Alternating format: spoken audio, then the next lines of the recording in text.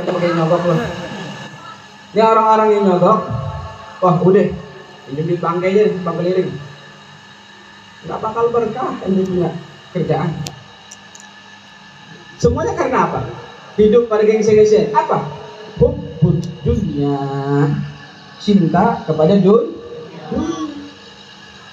Kita nih zaman dulu nggak ada tuh hidupnya seorang-seorang. Orang dulu makan seadanya, alhamdulillah dia masih makan. Orang sekarang nggak, gengsi dikedepankan. Masa motor saya masih jelek aja, tetangga saya motornya cakep deh. Rumah saya masa masih rombeng, rumah saya kapan dibangun? Yang dikedepankan dunia. Ya, hati-hati hukum dunia. Jangan sampai kita jadikan dunia ini dalam hati kita. Jadikan dunia ini di telapak tangan kita. Kalau orang yang cinta dunia berlebihan, dia jadikan dunia di hatinya, duit hilang goceng, keliling rumah dia cariin sama dia. Gak ketemu pusing kepalanya. Aduh pusing kepala gua. Kenapa mak? Duit hilang goceng. Pusing dia cari. Akhirnya dibeliin, akhirnya dia sakit. 2 hari sakit. Akhirnya berobat ke dokter, habis 200.000. Tapi ketika kau letakkan dunia di tanganmu, ketika Allah ambil, ya sudah. Berdoa kepada Allah biar Allah kasih lagi rezeki yang lain yang lebih bagus dari hal tersebut. Jangan mau hubbud dunia, jangan mau. Ya, nih dunia itu tidak ada harganya di sisi Allah Subhanahu Wa Taala. Ya, disebutkan dalam hadis Nabi Muhammad SAW, "Lau kanatid dunya ta'dilu indallah janaha ba'udah ma saga kafiran minha syarbat ma." Atau kama qala Nabi SAW. Kalau saja dunia ada harganya di sisi Allah Subhanahu Wa Taala dengan harga dengan harga janaha ba'udah, dengan harga sayap nyamuk. Nih baik nyamuk. Ente kalau ada nyamuk, ente ambilin, ente jual, sampai ada yang mau beli nggak? Nggak ada yang mau kan? Ente kumpulin 1 ember, ada yang mau beli nggak? Nggak ada kan? Nggak ada harganya. Kalau dunia ada harga insya Allah seharga sayap nyamuk, maka orang kafir gak bakal dikasih minum oleh Allah Subhanahu Wa Taala. Ya, orang kafir gak bakal dikasih minum oleh Allah Subhanahu Wa Taala.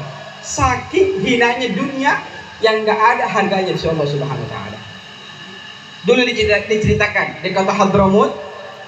Di Hadramut ada seorang pedagang, orang soleh, ahlul ibadah, orang soleh. Itu dia punya tas dia dagang, tas dia jualan, hilang. Seharian penuh dia cari sama anaknya, dia keliling cari tas itu, nggak ketemu. Akhirnya masuk waktu maghrib. Ketika masuk waktu maghrib, ayahnya sholat, punya kebiasaan. Habis maghrib sampai isya ini, para habaib, para ulama, orang soleh, mereka nggak mau diganggu. Habis maghrib sampai isya, mereka berzikir kepada Allah Subhanahu Wa Taala. Ada yang baca Al-Quran, ada yang baca salawat, ada yang baca hizib, ada yang baca istighfar. Antara maghrib dan isya, kanzu min kunuzil akhirah. Ya, gudang-gudangnya akhirat itu berada di waktu antara maghrib dan isya, waktu yang mahal. Makanya orang-orang tua dulu, kalau mereka dulu nih, orang dulu, bukan orang sekarang. Orang dulu habis maghrib ada yang baca Al-Quran, ada yang baca rotib, ya kan? Ada yang ngajarin anak ngaji, anak-anak kecil mereka disuruh pada ngaji habis maghrib. Nggak kayak orang zaman sekarang. Anak habis maghrib, apa namanya itu? Lato-lato. Pagi lato-lato, siang lato-lato, malam lato-lato, besok-besok palanya aduin. Ya Allah, habis maghrib udah main lato-lato. Ya, nih antara maghrib dan isya waktu yang mahal, waktu yang mana para ulama, para salihin mereka manfaatkan untuk beribadah kepada Allah Subhanahu Wa Taala. Subhanallah, ketika orang Hadramut itu seorang saleh lagi baca Al-Quran, lagi ibadah nih karena waktu maghrib dan isya, anaknya datang, anaknya bilang, "Pak, tas kita yang kehilangan ketemu." Ente tahu? Kira-kira abahnya senang apa marah? Abahnya marah semarah-marahnya. Jadi kurang ajar kau. saya ini sedang ibadah kepada Allah. Waktu maghrib isya, waktu saya beribadah kepada Allah, waktu yang wajib saya lazimkan untuk mendekatkan diri kepada Allah. Kau bawa urusan dunia yang hina tersebut di waktu aku sedang bermunajat, beribadah kepada Allah Subhanahu wa taala, anaknya diomelin. Anaknya diskor, akhirnya dimasukin pondok biar belajar, biar tahu waktu yang manfaat itu ketika ibadah sama Allah antara waktu maghrib dan isya. Nah kalau gitu, udah senang, ya bagus dong ya, udah ditemuin ya, barang hilang. Lah, jika orang soleh, orang wali kayak begitu, diomelin. Kenapa? Karena waktu berzikir kepada Allah Subhanahu Wa Taala, lihat, dunia nggak ada harganya di mata mereka. Padahal itu modal usahanya di situ, suratnya, jualannya, duitnya di situ. Tapi ketika di ibadah nggak mau diganggu. Ketika mereka waktu ibadah kepada Allah Subhanahu Wa Taala. Bukan berarti saya katakan jangan hubu dunia, besok nggak mau kerja. Boleh, kita wajib kerja buat nyari nafkah buat anak-anak kita. Kita kasih nafkah buat anak istri kita, wajib hukumnya. Tapi jangan kau jadikan hubu dunia, kau jadikan dunia di hatimu, kau tidak letakkan di dalam tanganmu. Jangan seperti ini. Berapa banyak ayat hadirin wal hadirat, seorang ayah keluar habis subuh. Dia pulang kerja, bukannya pulang ke rumah, malah jadi ngojek, jadi grab. Nggak tahu pergaulan istrinya, nggak tahu pergaulan anak-anaknya, nggak tahu istrinya di rumah ngapain, nggak tahu anaknya sholat apa kagak. Dunia yang kau pikirkan. Kapan waktu untuk ibadah sama Allah? Kapan waktu untuk mendidik anak? Kapan waktu untuk mendidik seorang istri? Sehari full 24 jam kau habiskan untuk dunia, sungguh hina hidupmu.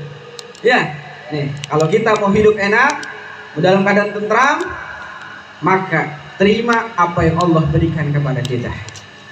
Jangan kita gila-gilaan cari dunia, sampai terkadang yang haram pun kita makan, demi gengsi kita kedepankan di hadapan orang lain. Jangan sampai seperti ini. Ingat sabda Nabi, hubbud dunya ra'su kulli khati'ah. Cinta kepada dunia, pangkal, kepala dari segala kerusakan. Apa yang kita cari itu sudah jadi bagian kita.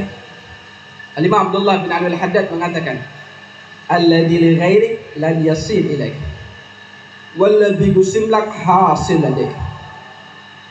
Yang bukan untukmu dari rezeki nggak bakal sampai kepadamu. Walladzi gusimlak hasil ladaik, akan tapi yang akan menjadi bagianmu pasti kau dapat, walaupun kau tidur di rumah. Ya, jangan takut.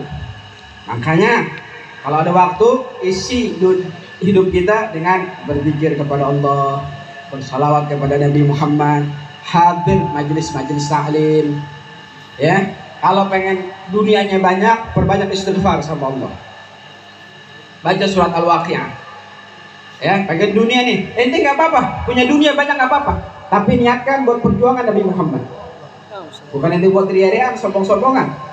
Niatkan buat perjuangan Nabi Muhammad.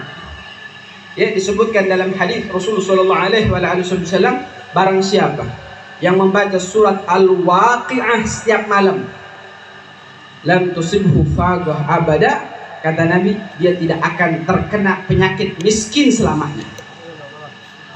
Ya, Nabi kasih stempel, kau nggak bakal miskin selamanya kalau kau dawam membaca surat Al-Waqi'ah. Ya, mudah-mudahan berkah perkumpulan ini Allah angkat derajat kita. Amin. Allah permudah urusan kita. Amin. Allah jauhkan kita dari hal-hal yang haram. Amin. Allah jauhkan kita dari hal yang riba. Amin. Allah berikan rezeki kepada kita, rezeki yang halal, yang berkah. Allah berikan untuk keluarga kita semuanya. Amin. Sehat walafiat, panjang umur. Amin. Amin ya rabbal alamin. Sallallahu alaihi wasallam Muhammad nabiyil ummi wa ala alihi wasallam. Alhamdulillah rabbil alamin. Wal afu minkum. Assalamualaikum warahmatullahi taala wabarakatuh.